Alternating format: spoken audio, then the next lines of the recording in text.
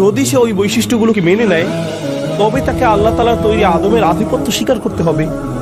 সে মানুষকে ঘৃণা করে, সে আল্লাহকে আমাদের এই অবস্থান দেওয়ার জন্য দোষারোপ করে, এবং তাই সে প্রতিজ্ঞা করলো এর জন্য সে শুধু আদমকে ব্যর্থ দেখাতে চায় না। কারণ আপনি জানেন, যদি আপনি আদমকে ঘৃণা করেন তাহলে চাইবেন আদমকে জান্নাত থেকে বহিষ্কৃত করতে। আপনি এটাই করবেন। আমি আমার প্রতিশোধ নিয়েছি, আমি এখন ভালো বোধ করছি। কিন্তু না, শয়তান ভালো বোধ করলো না। এখন আমি তার সন্তান, তার পরিবার, তারও সন্তান, তারও সন্তান, এভাবে সমস্ত মানব জাতিকে বারবার ধ্বংস করে ফেলতে থাকবো। তার ভিতরে প্রতিহিংসা যায়নি। প্রতিশোধ নেয়ার পরে সে ভালো বোধ করলো না, সে একটুও ভালো বোধ করলো না। তাই ব্যাপারটা হচ্ছে, সে যেভাবেই আমাদের ক্ষতি করুক না কেন, তার এখনো আমাদের অনেক কিছু ক্ষতি করার আছে। এখন আমি আমাদের আজকের সবচেয়ে গুরুত্বপূর্ণ বিষয়ে প্রবেশ করছি।